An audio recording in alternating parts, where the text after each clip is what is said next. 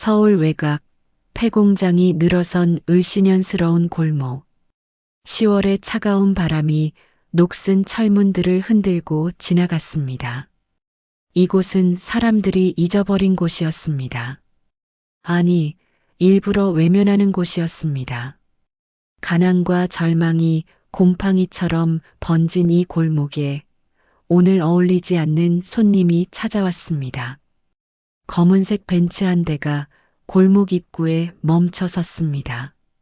차에서 내린 여인의 구두 굽이 깨진 아스팔트를 밟았습니다. 또각, 또각. 그 소리가 고요한 골목에 울렸습니다. 박영자. 68배 나이에도 흔들림 없는 자세를 가진 이 여인은 평창동 대저택의 주인이었습니다. 수백억대 부동산 재벌. 그녀의 팔에 걸린 명품 가방 하나면 이 골목 사람들이 1년은 먹고 살 수 있을 것입니다. 회장님, 이쪽입니다. 비서가 앞장서려 했지만 영자는 손을 들어 제지했습니다. 혼자 볼게요. 차에서 기다리세요. 하지만 괜찮아요. 영자는 골목 안쪽으로 걸어 들어갔습니다. 리조트 부지 매입을 위한 현장 답사였습니다. 이 일대를 싸게 사서 개발하면 최소 수백억의 차익을 남길 수 있었습니다. 숫자, 계산, 이익. 5년 전 아들을 잃은 뒤로 그녀의 인생은 오직 그것들로만 채워져 있었습니다. 감정은 사치였습니다. 슬픔은 약점이었습니다. 전봇대 하나를 지나칠 때였습니다. 삐걱, 삐걱. 이상한 소리가 들렸습니다. 영자는 본능적으로 전봇대 뒤로 몸을 숨겼습니다. 왜 그랬을까요? 나중에 생각해보면 그녀도 알 수 없었습니다. 마치 무언가가 그녀를 그 자리에 멈춰 세운 것 같았습니다. 그리고 그녀는 봤습니다. 믿을 수 없는 광경을. 모퉁이를 돌아 나타난 것은 두 아이였습니다. 12살쯤 되어 보이는 소녀와 8살쯤 되는 남자아이. 둘이 낡은 리어카를 끌고 있었습니다. 리어카에는 폐지와 골판지가 산더미처럼 쌓여 있었습니다.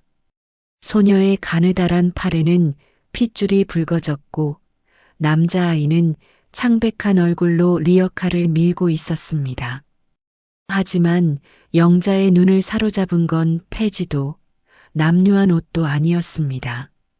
소녀의 머리에 꽂힌 금색 리본 머리핀.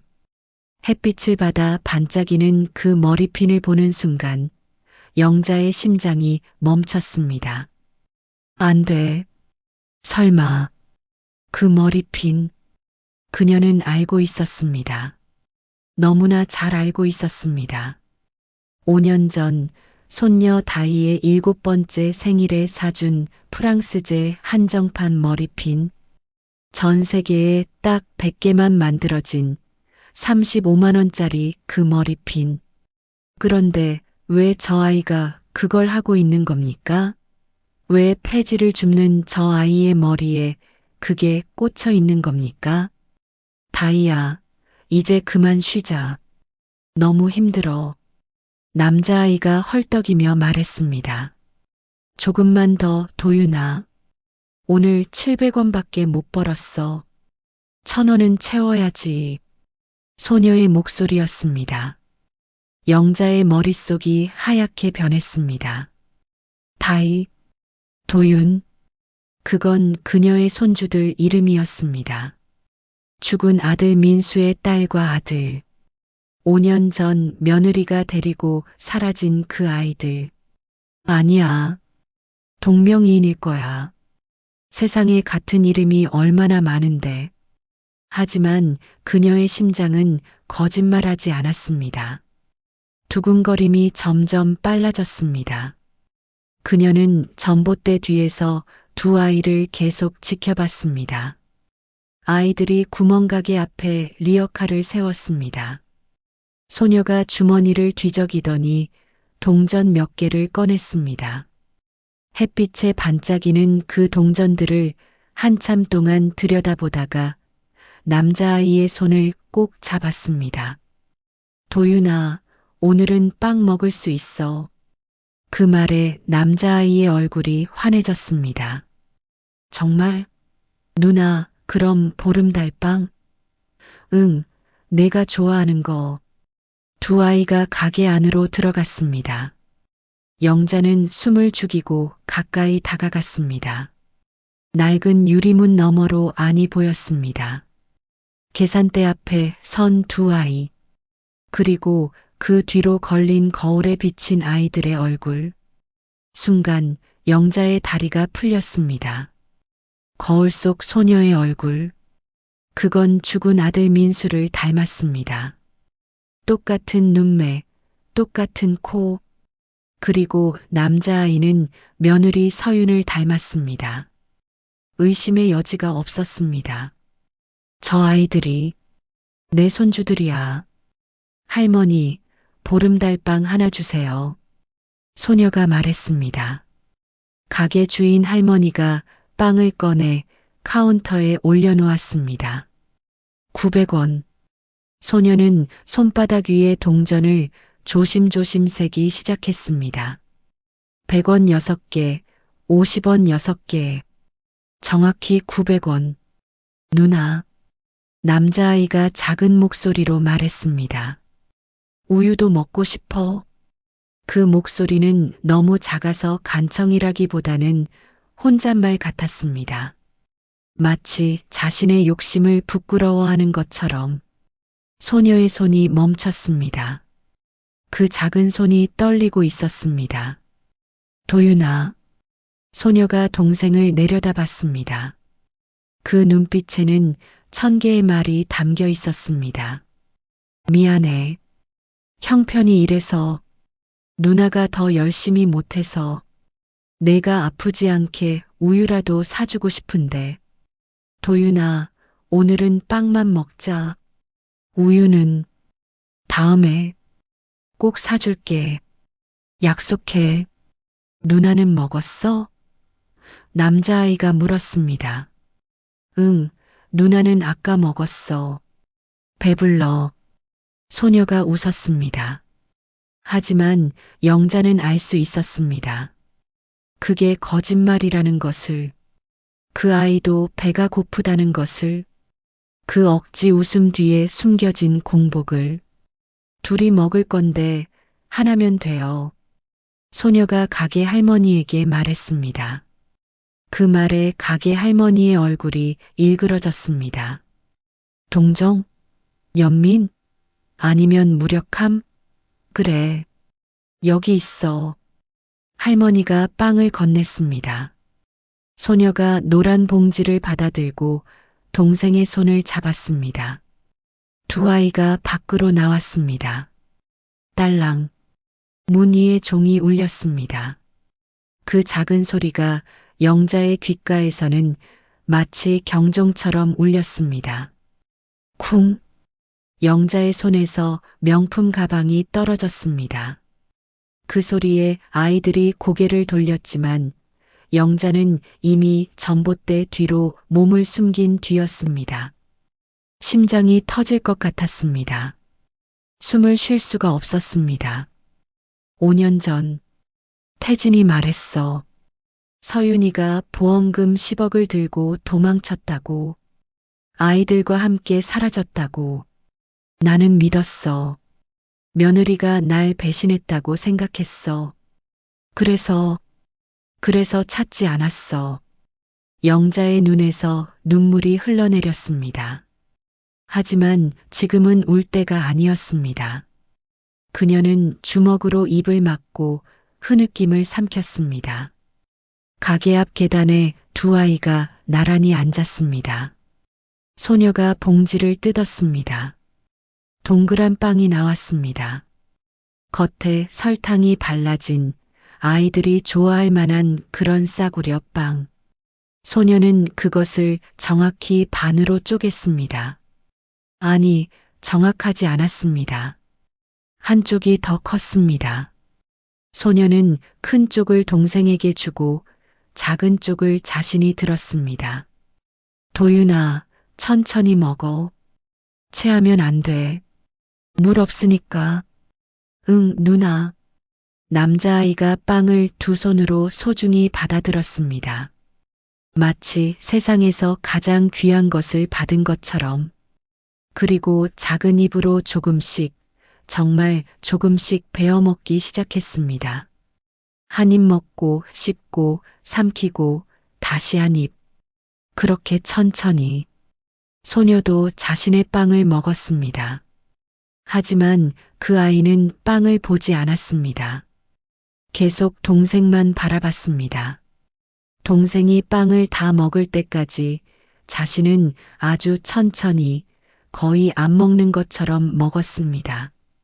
영자는 그 모습을 보며 무너졌습니다. 전봇대에 기대어 바닥에 주저앉았습니다. 5년. 5년 동안 저 아이들은 이렇게 살았단 말입니까?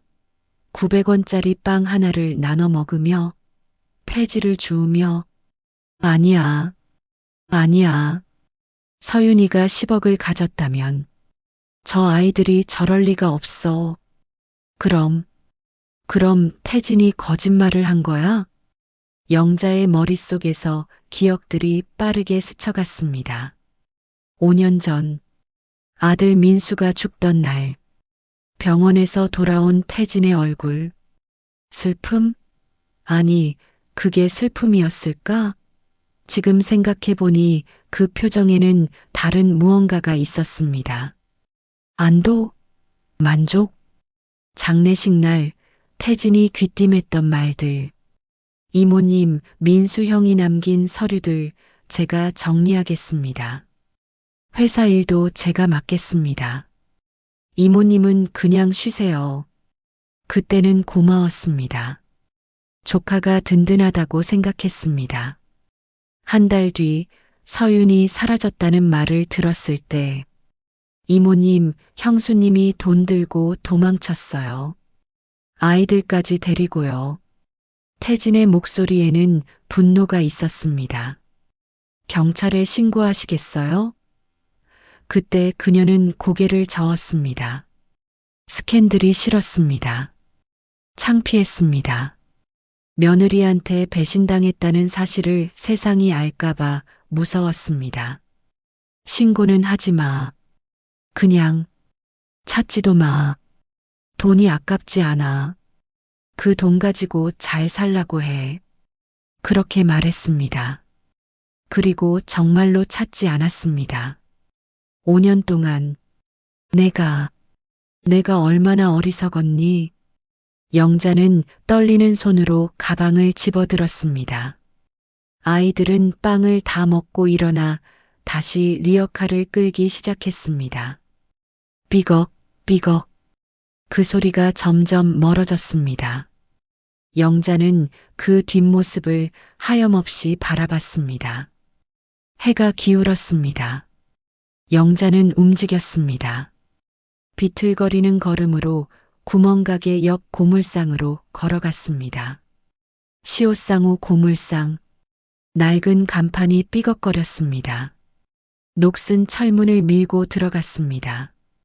쇠냄새와 기름 냄새가 확 풍겼습니다. 좁은 공간에 온갖 고물이 쌓여 있었습니다. 안쪽 카운터에 노인이 앉아 있었습니다.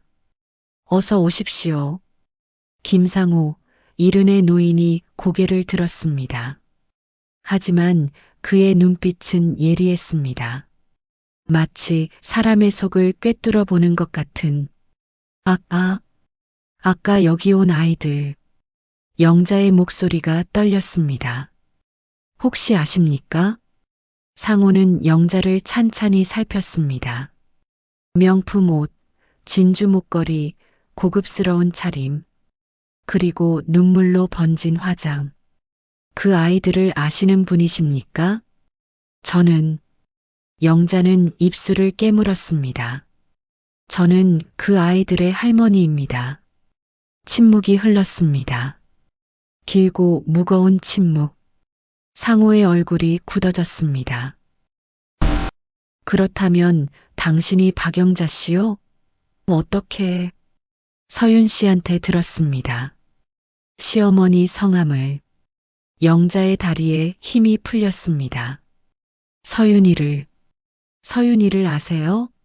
서윤이는 어디 있어요? 내 며느리는? 상호의 얼굴이 어두워졌습니다. 앉으시죠. 긴 이야기입니다. 영자는 카운터 앞 낡은 의자에 앉았습니다. 상호는 한숨을 길게 내쉬었습니다. 5년 전이었습니다. 정확히는 5년하고도 2달 전, 가을비가 억수같이 쏟아지던 밤이었죠.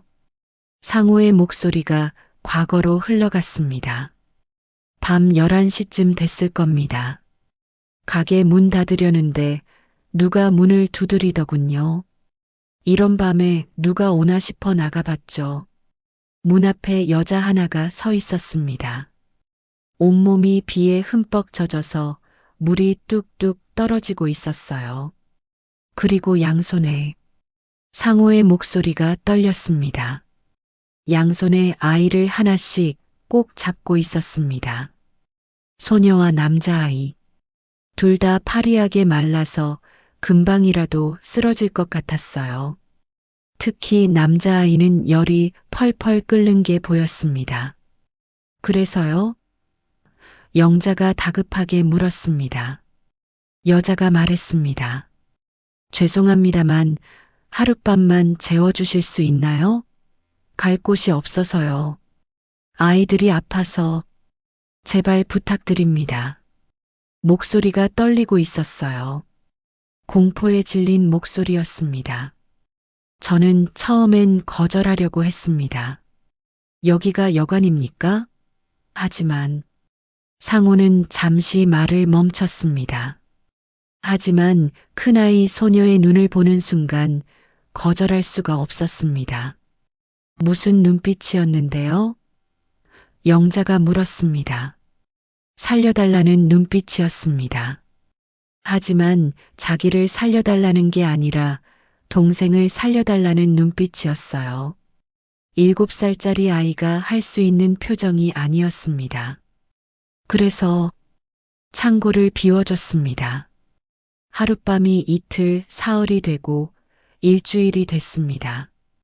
서윤 씨는 매일 일자리를 찾아다녔습니다. 하지만 신분증을 잃어버렸다고 하더군요. 그래서 제대로 된 일자리를 구할 수가 없었어요.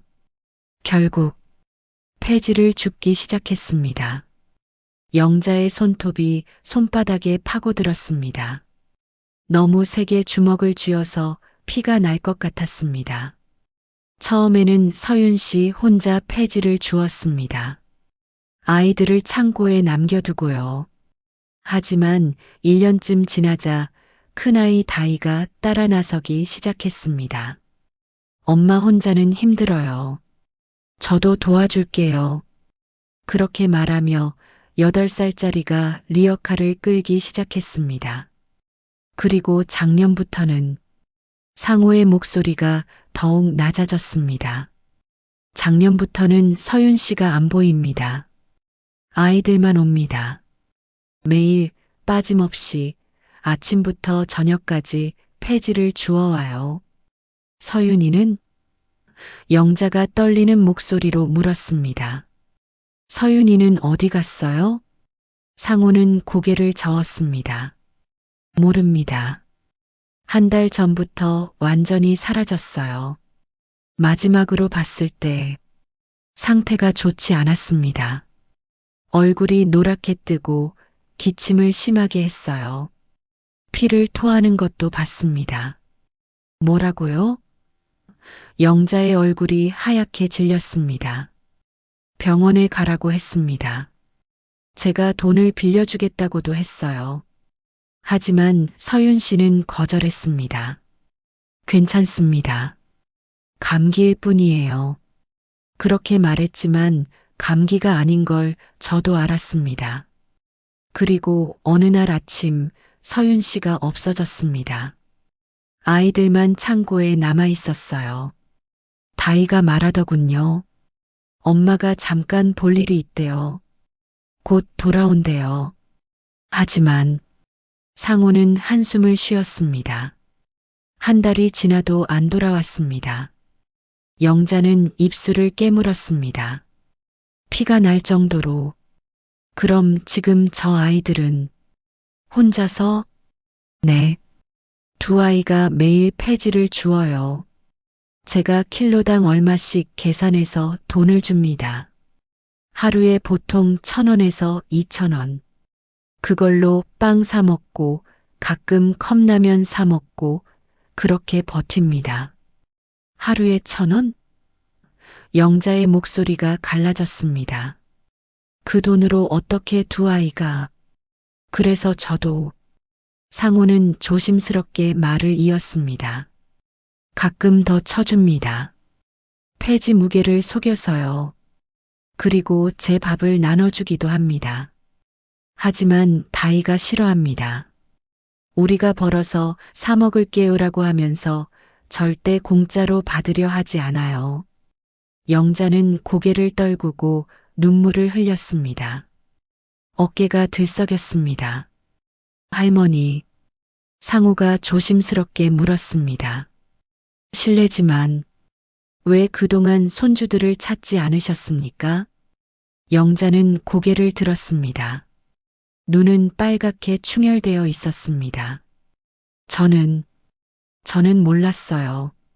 서윤이가 아이들 데리고 도망갔다고 들었어요. 돈을 들고요. 10억이라는 큰 돈을요. 10억? 상호의 눈이 커졌습니다. 그럼 왜 저 아이들이? 거짓말이었어요.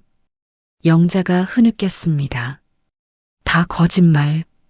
누군가 저한테 거짓말을 한 거예요. 서윤이가 도망갔다고. 그래서 저는 찾지 않았어요. 배신당했다고 생각했거든요. 그런데 오늘 우연히 이곳에 왔다가 손녀의 머리핀을 봤어요. 제가 사준 머리핀을. 5년 전에 사준 금색 리본 머리핀을. 그걸 보는 순간 알았어요. 저 아이가 내 손녀라는 걸. 그리고 모든 게 거짓말이었다는 걸. 상호는 한동안 말이 없었습니다. 그러다가 천천히 입을 열었습니다. 할머니, 하나 더 드릴 게 있습니다. 상호는 카운터 및 서랍을 열었습니다. 그리고 오래된 봉투 하나를 꺼냈습니다. 봉투는 누렇게 변해 있었고 구겨진 흔적이 있었습니다. 이게 뭡니까? 영자가 물었습니다. 서윤 씨가 사라지기 사흘 전에 제게 맡긴 겁니다. 상호의 목소리가 무겁게 가라앉았습니다.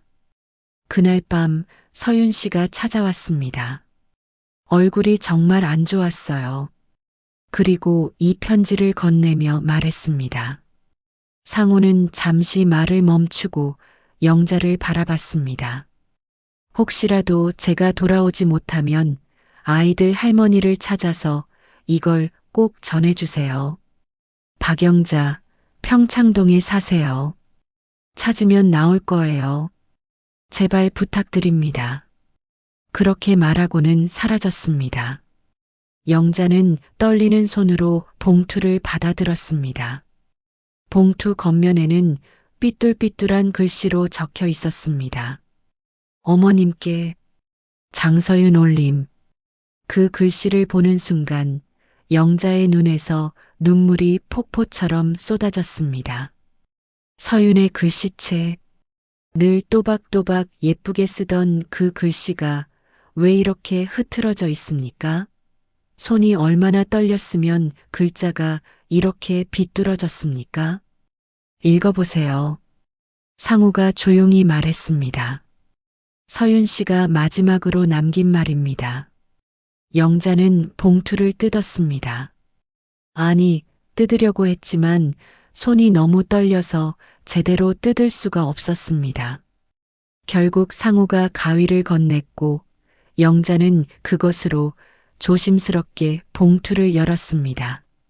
안에는 편지지 서너 장이 들어 있었습니다. 흰 종이에 볼펜으로 빽빽하게 쓰인 글씨, 군데군데 번진 흔적이 있었습니다. 눈물 자국이었습니다. 영자는 숨을 깊이 들이마셨습니다. 그리고 편지를 읽기 시작했습니다. 어머님께. 첫 문장부터 영자의 가슴이 찢어졌습니다. 이 편지를 쓰는 지금 제 몸이 한계에 와 있습니다. 기침이 멈추지 않고 피를 자주 토합니다. 병원에 가야 하는데 갈 수가 없습니다. 아이들 먹일 돈도 부족한데 어떻게 병원비를 마련하겠습니까? 영자의 손이 떨렸습니다. 하지만 괜찮습니다. 저는 죽어도 상관없습니다. 다만 죽기 전에 이것만은 꼭 어머님께 전해야 합니다. 5년 동안 묻어두었던 진실을요. 영자의 심장이 빠르게 뛰기 시작했습니다. 어머님, 민수 오빠의 죽음은 병이 아니었습니다. 영자의 눈이 커졌습니다. 뭐라고요? 독살이었습니다. 편지를 쥔 영자의 손에서 힘이 빠졌습니다. 독살? 내 아들이? 어머님이 그토록 믿고 따르시던 조카 최태진 씨가 민수 오빠를 죽였습니다. 안 돼. 안 돼. 영자가 중얼거렸습니다. 태진이가? 내가 키운 태진이가? 하지만 편지는 계속되었습니다. 오빠가 매일 먹던 혈압약에 독을 섞었습니다. 천천히, 아주 천천히. 몇 달에 걸쳐서. 그래서 병원에서도 원인을 찾지 못했습니다.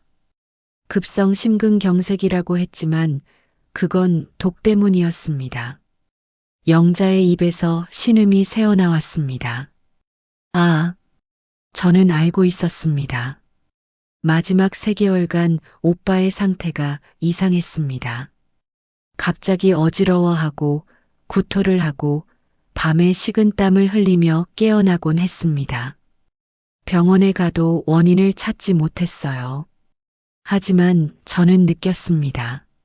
누군가 오빠를 해치고 있다는 걸.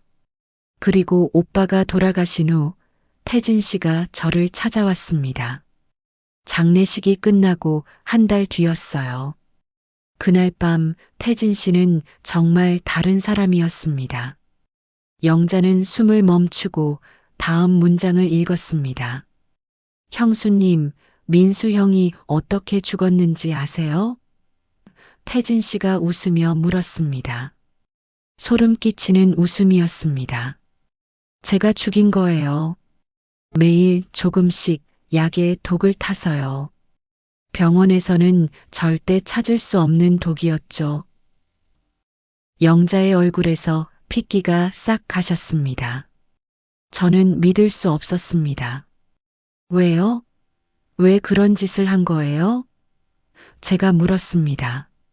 태진 씨가 대답했습니다. 회사 때문이죠. 이모님 재산 때문이죠. 민수 형이 살아있으면 모든 게 형한테 갈 거잖아요. 저는 평생 2인자로 살아야 하고요. 그게 싫었어요. 영자는 편지를 쥔 채 전신이 떨렸습니다. 이제 어쩌실 건데요? 태진 씨가 물었습니다. 경찰에 신고하시겠어요? 하지만 증거가 있나요? 아무것도 없잖아요. 그리고 태진 씨가 다희를 가리켰습니다. 그때 다희는 옆방에서 자고 있었어요. 아이들도 조용히 못하면 똑같이 당할 거예요. 빵에도 약을 탈 수 있어요. 우유에도요. 유치원 급식에도요. 형수님 선택하세요. 입 다물고 조용히 살 건가요?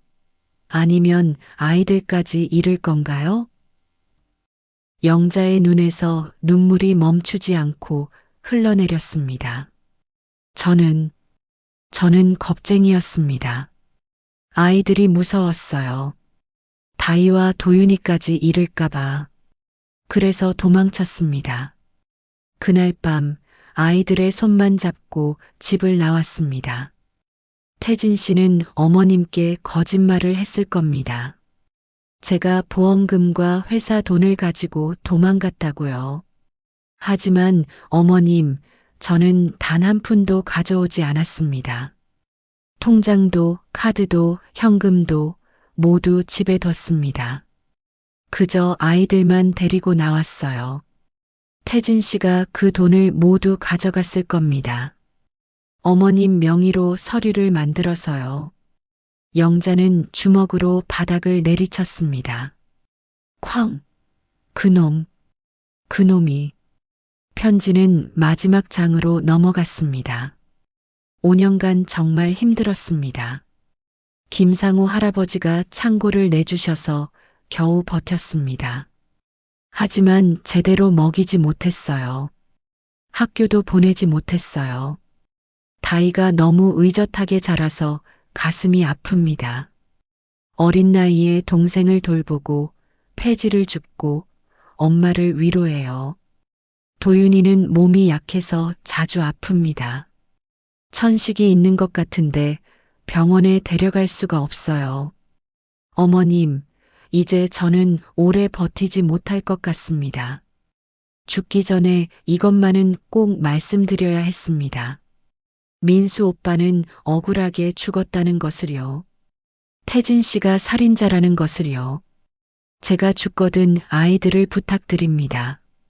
다이와 도윤이를 찾아주세요. 그 아이들은 어머님의 손주입니다. 민수 오빠가 그토록 사랑했던 아이들입니다. 제발 보살펴 주세요. 그리고 태진 씨를 용서하지 마세요. 그는 어머님의 아들을, 저의 남편을, 아이들의 아버지를 죽인 살인자입니다. 진실을 밝혀주세요. 제발이요. 어머님을 사랑합니다.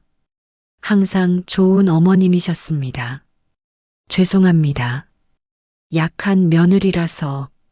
그리고 감사합니다. 민수 오빠를 낳아주셔서. 2024년 9월 15일 장서윤 올림. 편지가 끝났습니다. 영자는 편지를 가슴에 안고 바닥에 무릎을 꿇었습니다. 그리고 울부짖었습니다.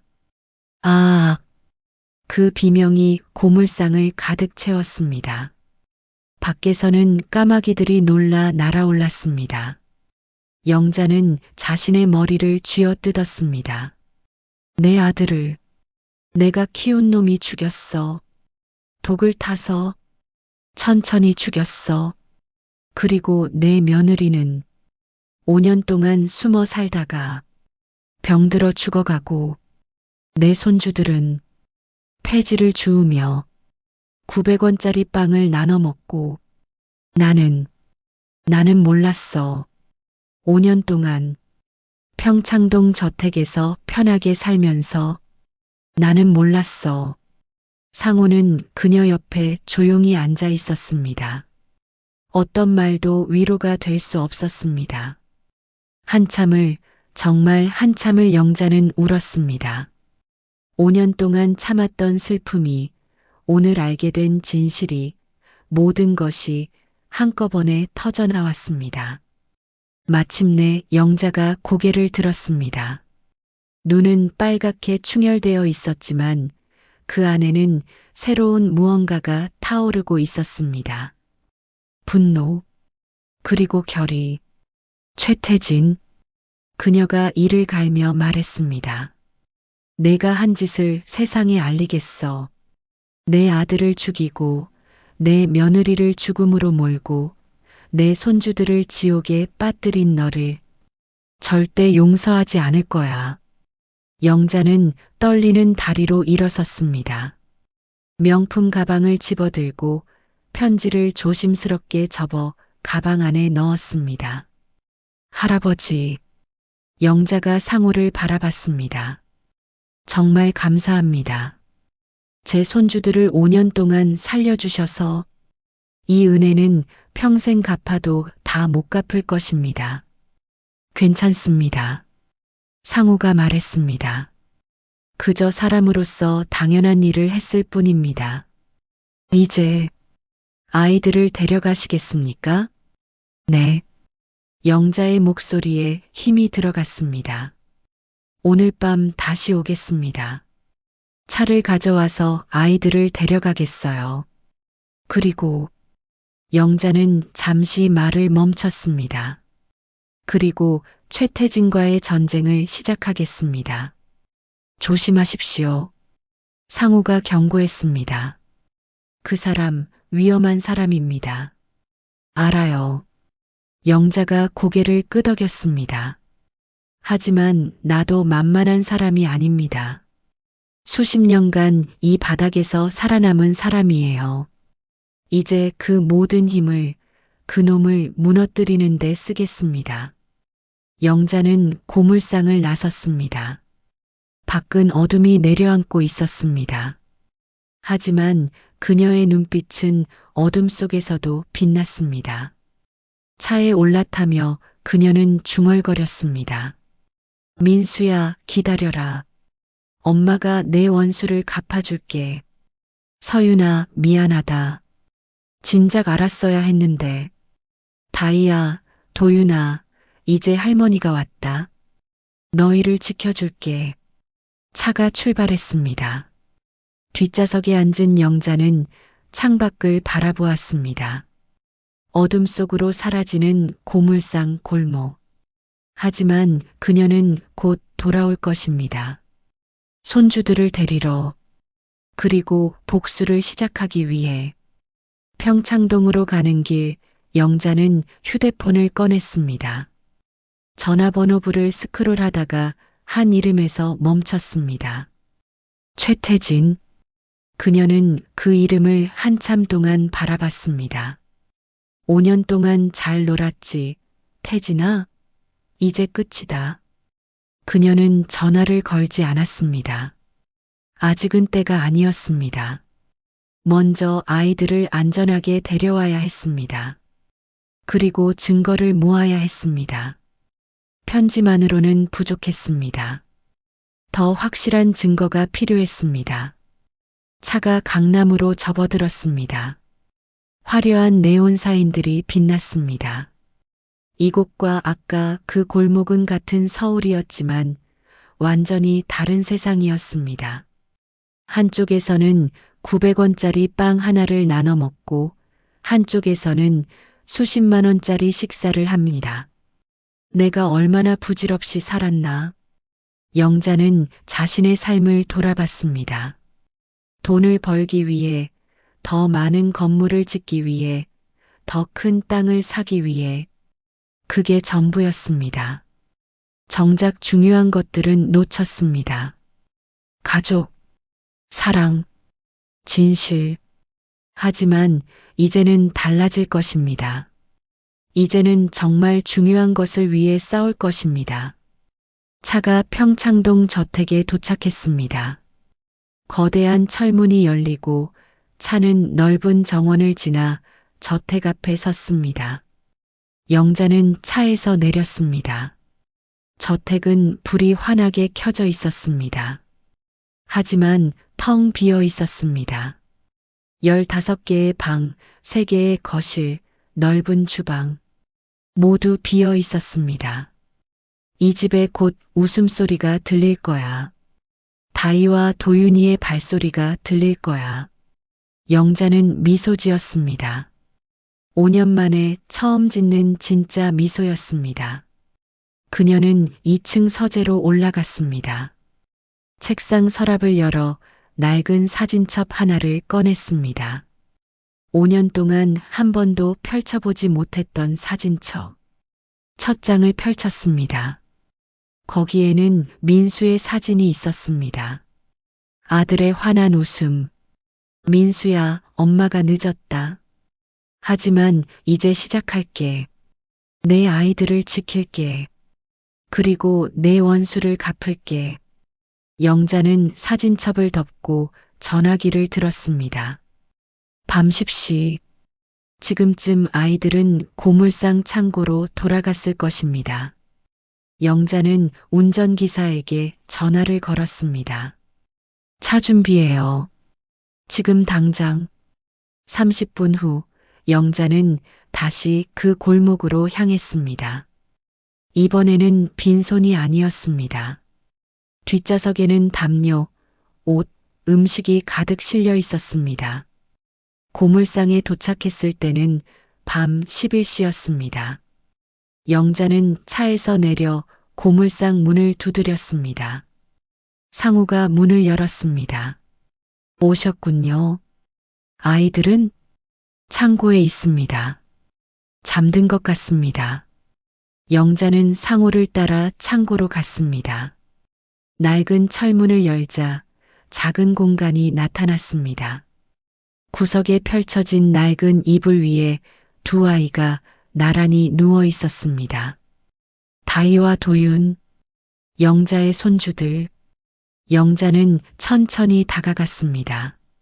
무릎을 꿇고 두 아이를 바라봤습니다.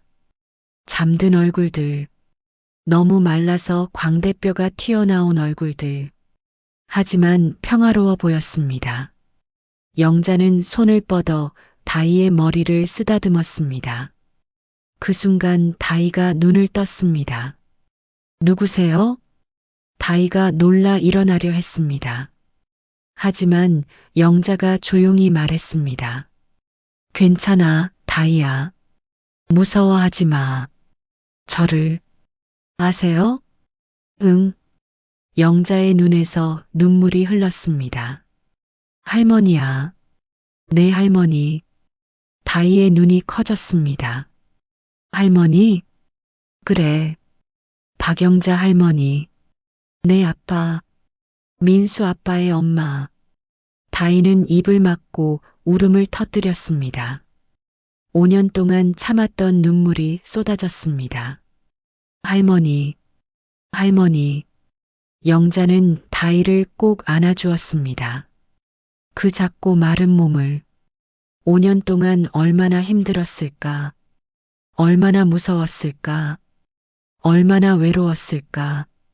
이제 괜찮아. 할머니가 왔어. 이제 다 괜찮아. 옆에서 도윤도 눈을 떴습니다. 누나? 도윤아, 할머니야. 우리 할머니가 오셨어. 도윤도 영자를 올려다봤습니다. 그리고 울음을 터뜨렸습니다. 영자는 두 아이를 동시에 안았습니다. 세 사람은 창고 바닥에서 한참을 울었습니다. 이제 집에 가자. 할머니 집에. 따뜻한 밥 먹고 푹신한 침대에서 자고 학교도 가고 이제 다 괜찮을 거야. 하지만 엄마가. 다이가 흐느꼈습니다. 엄마가 돌아오시면. 영자는 다이의 눈을 바라봤습니다. 그리고 조심스럽게 물었습니다. 다이야, 엄마가 언제 나가셨니? 한 달 전이요. 아침에 일어났는데 없었어요. 엄마가 뭐라고 하셨어? 다이는 주머니에서 작은 쪽지를 꺼냈습니다. 구겨진 쪽지였습니다. 이것만 남겨두고 가셨어요. 영자는 쪽지를 펼쳤습니다. 거기에는 서윤의 글씨로 이렇게 적혀 있었습니다. 다이야, 도윤아. 엄마가 잠깐 다녀올게. 서로 잘 돌보고 있어. 곧 할머니가 너희를 찾아올 거야. 할머니를 믿어. 사랑해. 엄마가. 영자는 쪽지를 가슴에 품었습니다. 서윤은 알고 있었습니다. 자신이 죽더라도 시어머니가 아이들을 찾을 거라고. 그 믿음으로 떠났습니다. 다이야. 영자가 말했습니다. 엄마는 하늘나라에 가셨어. 너희를 지켜보고 계실 거야. 다이는 이미 알고 있었다는 듯 고개를 끄덕였습니다. 알았어요. 엄마가 많이 아프셨거든요. 하지만 이제 할머니가 있어. 할머니가 너희를 지켜줄게. 평생 동안. 영자는 두 아이를 데리고 밖으로 나왔습니다. 차에 태우고 담요로 감싸주고 따뜻한 코코아를 건넸습니다. 차가 출발했습니다. 평창동을 향해. 뒷좌석에서 다이가 작게 물었습니다. 할머니, 정말 저희랑 같이 사실 거예요? 그럼, 영원히. 학교도 보내주실 거예요? 당연하지. 내가 원하는 거 다 해줄 거야. 다이는 도윤의 손을 꼭 잡았습니다. 두 아이는 창밖을 바라봤습니다. 어둠 속을 달리는 차. 하지만 그 어둠 끝에는 빛이 있었습니다. 영자는 백미러로 두 아이를 바라봤습니다. 그리고 마음속으로 맹세했습니다. 최태진, 너는 끝났다. 내가 반드시 무너뜨릴 거야. 내 아들을 죽인 대가를, 이 아이들에게 한 일의 대가를 치르게 할 거야. 복수는 이제부터였습니다. 진실을 밝히는 긴 싸움이 시작될 것입니다. 하지만 오늘 밤만큼은 영자는 그저 할머니였습니다. 5년 만에 다시 만난 손주들과 함께 집으로 가는 한 할머니였습니다. 차는 어둠을 뚫고 평창동을 향해 달렸습니다. 그리고 영자는 알고 있었습니다. 이것이 끝이 아니라 시작이라는 것을, 진짜 이야기는 이제부터라는 것을,